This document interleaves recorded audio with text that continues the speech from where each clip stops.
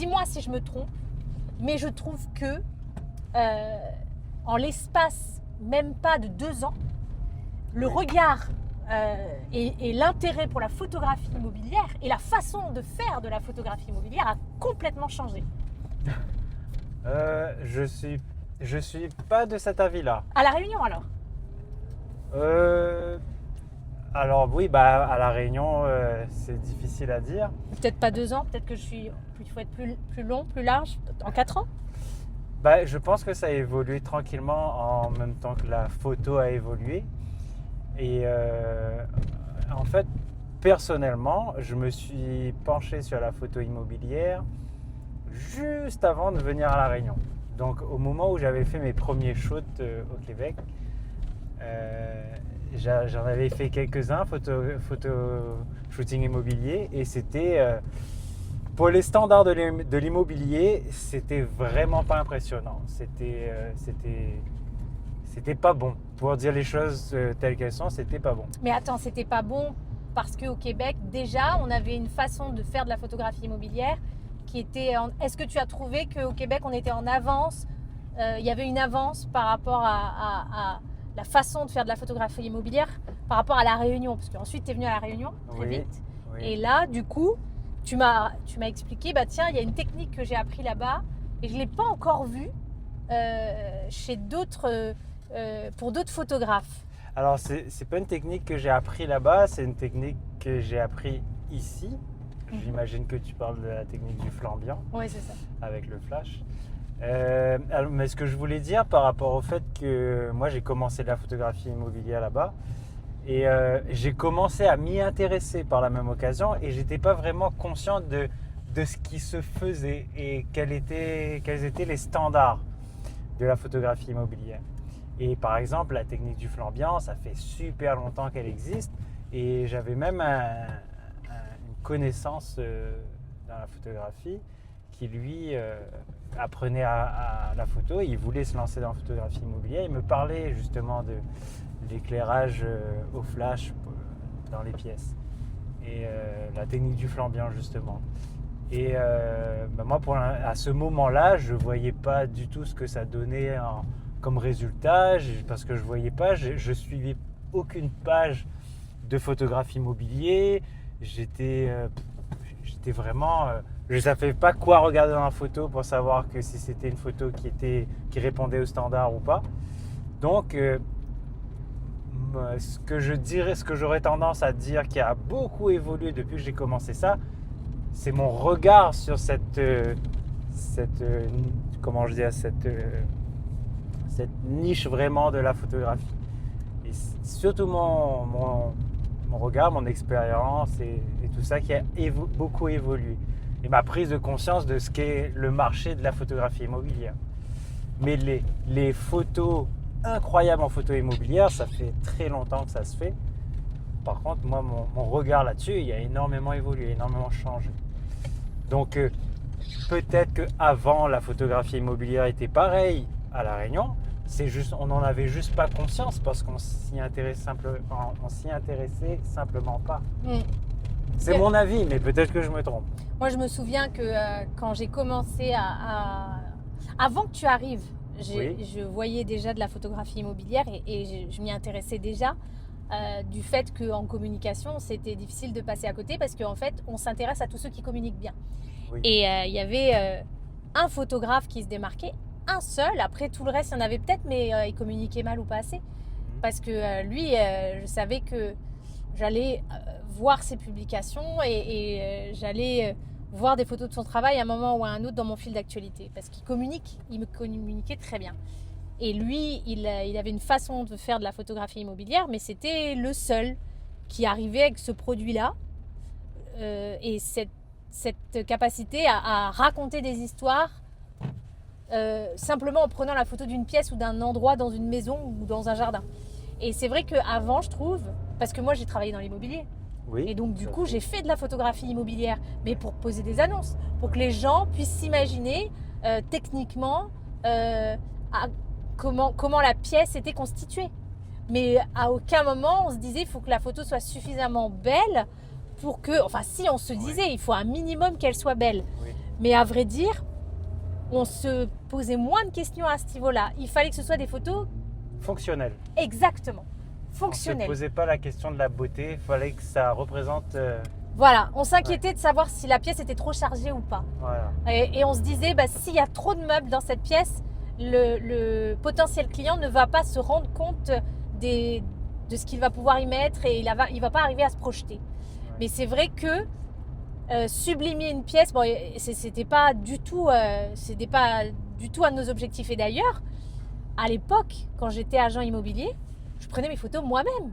À aucun moment on s'est dit on va payer un photographe, ou peut-être que, et encore pourtant j'ai fait de l'immobilier de luxe, et même dans l'immobilier de luxe, on se disait pas on va payer un photographe pour faire ce genre de photos, parce qu'on pouvait les faire.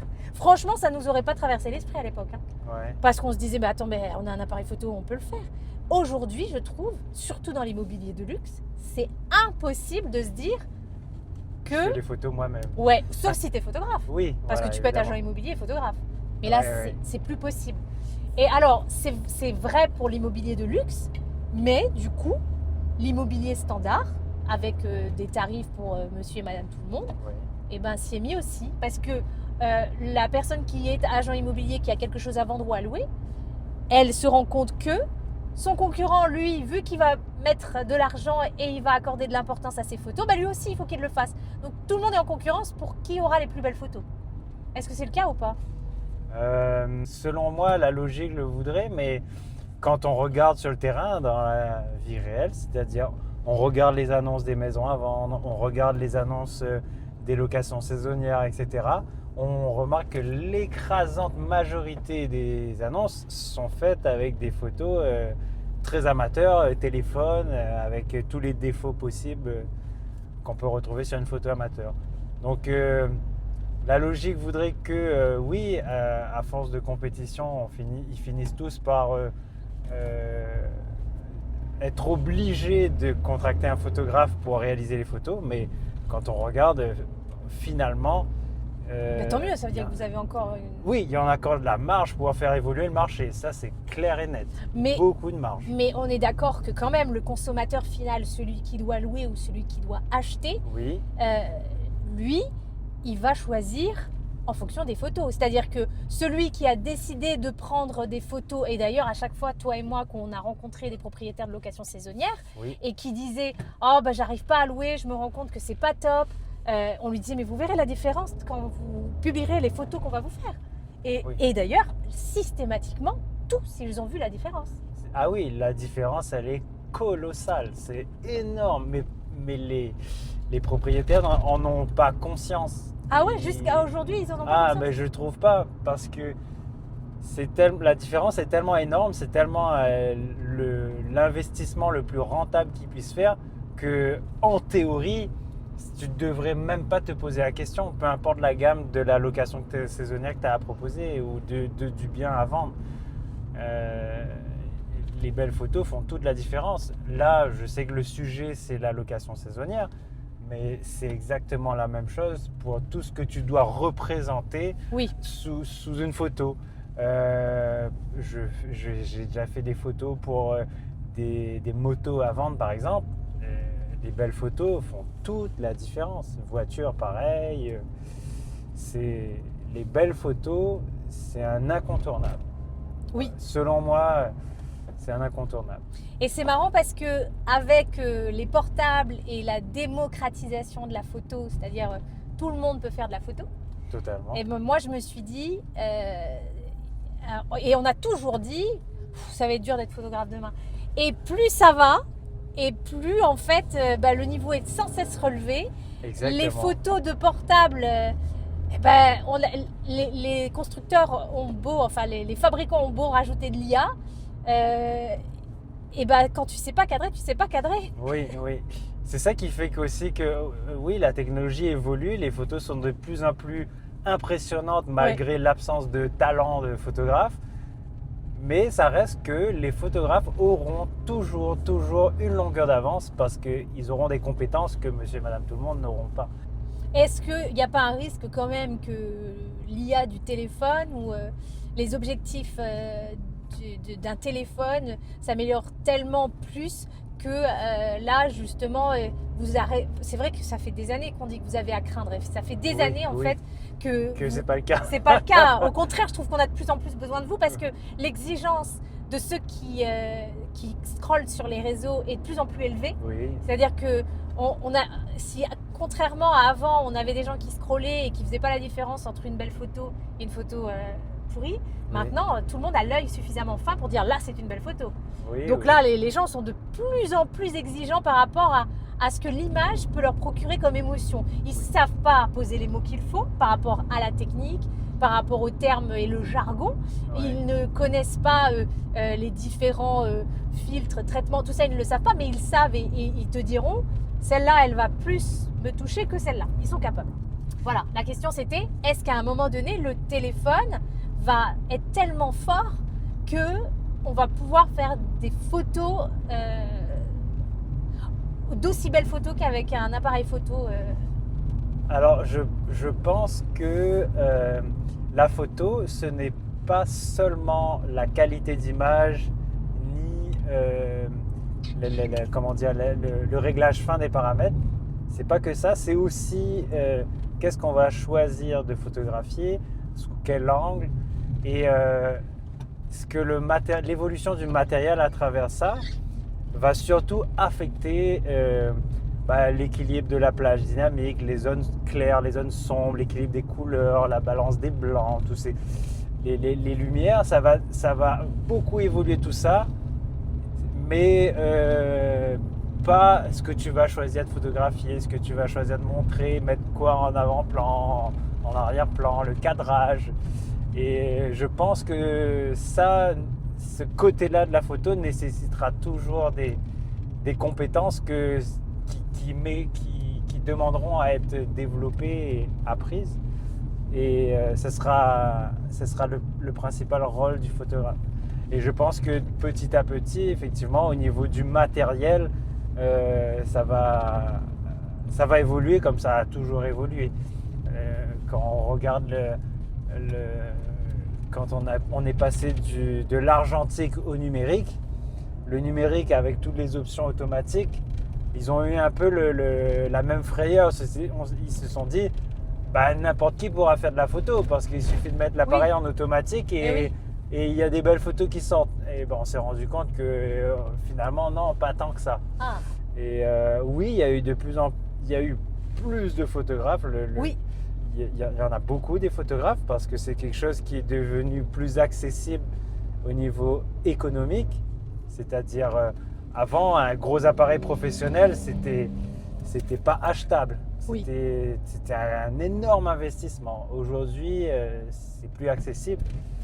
Mais il y a pas, on n'est pas tous des photographes incroyables pour autant. Oui, c'est vrai. Voilà. Et tout est une histoire de sensibilité et d'émotion, quoi. Aussi, oui.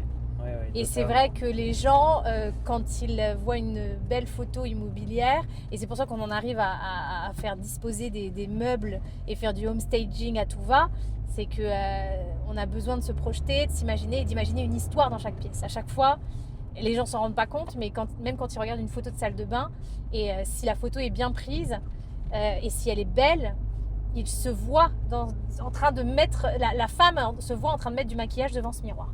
Par exemple. Et du coup, par contre, si elle est mal prise, elle n'a pas envie d'être là, quoi. Même si, imaginons que c'est au même moment, mais si tu l'as fait sans technique du flambiant, par exemple, ou tu n'as pas fait un traitement d'image suffisamment important pour pouvoir éclairer les pièces et les objets, du coup, voilà, elle n'arrivera pas à se projeter, elle n'a pas envie d'y être non plus, quoi. Enfin bref. En tout cas, je pense que c'est important de raconter des histoires, qu'importe de pouvoir faire raconter des histoires ou de faire en sorte que les gens puissent imaginer des histoires, qu'importe la pièce que tu prends. Dans la cuisine, alors c'est bête ce que je vais dire, mais même dans les toilettes. Tu vas pas prendre si les toilettes sont jolies, bien sûr que tu vas te dire je vais prendre les toilettes. Totalement, oui. Mais c'est parce que tu vas dire mais il y a un truc là. Oui. Vous avez mis de l'argent dans vos toilettes, c'est trop joli, c'est vachement bien fait, c'est moderne, c'est propre, c'est beau. Et effectivement, tu prends pas en photo les toilettes si c'est pas beau. Mais tu les prends en photo si c'est beau. Ouais. Enfin bref, voilà. Et ben c'était vraiment top. Ça va être vraiment génial. Ah oui? Ah ouais, franchement.